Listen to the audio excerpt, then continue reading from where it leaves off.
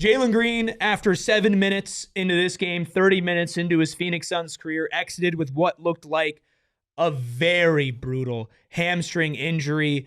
Instantly, all of us in the office deflated, silent. We were riding so high. The team was fully healthy. This is a gut punch, and the team still won the game. They still bounced back, but Espo, this sucks. I don't know what else to say. This really sucks. I mean, yes, we don't know what the extent of it is. You hope that sometimes guys pull up like that because they don't want to do more. They feel something and they pull up that dramatically because it's, they know, but we don't know how long it's going to be. I'd imagine 4 to 6 weeks, but that's what the medical degree I never got. So, that's a complete and utter guess. But yeah, you got to feel bad for the guy because he had complete enthusiasm to be here. You heard how excited he was to be back, and it's heartbreaking for him and for the fans. But what I will say is we've seen this team continue to do things, without him. They've had him for essentially one game, 30 minutes in total. So I have hope because of what we've seen. And my main thing is get this right. Yeah. Don't try to rush him back. Make sure it's fully healed and make sure you know that this guy's going to be okay, because you cannot turn this into a perpetual hamstring issue like we've seen with guys. I mean, that's Kevin Johnson was one of the most explosive guards in the NBA at one time, and hamstring injuries prevented him from actually fulfilling that potential. You don't want to screw around with this. I mean, Steven, are you willing to donate a hamstring if we have to for the cause? Yeah. I would say why, but I don't need to trigger anybody else in the chat. But yes, I would be willing to give up my hamstring for Jalen Green if he can stay healthy with it. But yeah, that's the soft tissue injuries suck, man. Yeah. Because they're hard to, and this I'm not a physical therapist in any capacity, so I don't want to overspeak my boundaries, but they're not easy to detect as far as where they are health-wise. And you also don't truly know until you put yourself back in the fire in those uncontrolled environments. So it gets really tough when you're trying to figure out and gauge when. So it's better to just kind of wait it out to wait and know that for a fact that it's good, and then potentially let him see where he's at. Well, and that's the thing is this time they're going to be extra cautious. Even when he's good, they think everything's good to go, good to come back. Because here's the thing: people are saying, "Oh, he played and he wasn't good to play." Look, they're not going to let this guy play if they didn't think he was good to play. There was no reason when you watched his game, his first game, that you're like, that guy is still dealing with anything. He looked just as explosive and just as fast and quick twitchy as he had when he's been playing 82 of 82 the last couple of seasons. He didn't come back because the fan base was pressuring him to come back. Like that type of stuff doesn't impact how organizations decide things. Some organizations. Okay. It does good not organizations. Smart organizations. And I just don't think, I think if that was the case, he probably would have come back a couple games earlier. But I remember saying this on the show, on socials, when Jalen kept on missing game after game after game with what was originally diagnosed as right hamstring soreness at the beginning of preseason, the beginning of October, was the fact that he was missing this long, of course, lends you to believe that the hamstring injury is more serious than what we thought it was.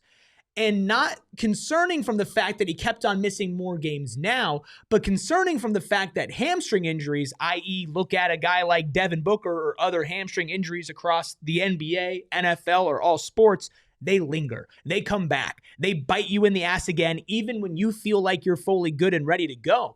With a guy like Jalen Green and how he plays, I would be lying to you if I said that this isn't concerning, that it already popped back up. Can he be okay? And will say popped. Okay, but you get what I'm saying, right? Like, I think that you can acknowledge that this team has played well without him. I think they will be fine without him. But we just spent the last couple of days talking about how drastically their ceiling had exploded when Jalen Green's on the court. It is a little concerning that 30 minutes into, Steven, his return from a hamstring injury, not only did it seem like, okay, this happened again. Look, I'm not a doctor. I was close, but I dropped out. Just because you went to ASU for 7 years doesn't mean you Hey, almost got a 4. doctorate. First of all, right? not 7. Okay. The most prestigious journalism school in the country. Thank you.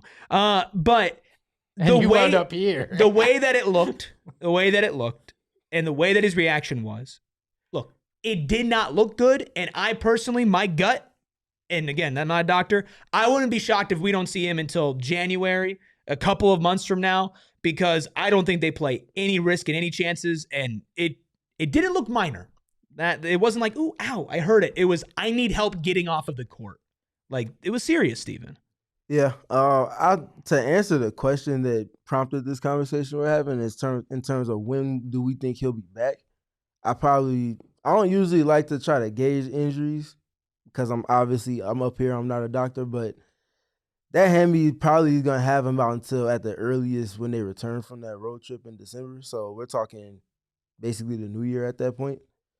If it takes that long for him to be fully healthy, and I mean, no cause for concern at all, so be it. Team just got to figure it out while they're operating without him as they've done prior to Thursday's game. So that's a tough bullet to bite on that front, but if you were talking about his long-term health, no different than they had a hashtag plan with Mark Williams that he's still on. If that's what you have to go with Jalen Green to get him back fully healthy, so be it. Yeah, and we'll find out. Is it a tear? Is it a strain? Like, there's all sorts of factors that'll go into it. But the thing that he has on his side is he's 23. Sure. Right? And I think we all remember, me less than you guys since you're closer to 23, but at that age, you heal a hell of a lot faster than you do as you get into your late 20s, early 30s, and you don't heal at all once you get into your 40s. I can tell you that. So that's something that I feel optimistic about is his age as well in this whole thing. If this is a 30-something-year-old Royce O'Neal pulling a hamstring or tearing something, you get a little bit more concerned. I think we're probably right. I think playing it cautiously optimistic is the way to go about it. And if it's into December or late December, so be it, as long as this doesn't become a lingering thing. Because this season isn't do or die for this team. I know they don't have their draft pick, but with Jaylen Green, this is a long-term investment. It's not do or die for this team. Mr. Suns must win meter is now like it's so different. Do or die, I don't even need to explain how different it is to go on a game-to-game basis and say this is a must-win. But like, you look big picture this season, this team was picked to win under 30 games. It's not like this is a team that is building for the future, right? Yes. You trade for Jalen Green, you build for the future. Nobody, including myself, says that they're trying to win a championship right now and they're built to win right now.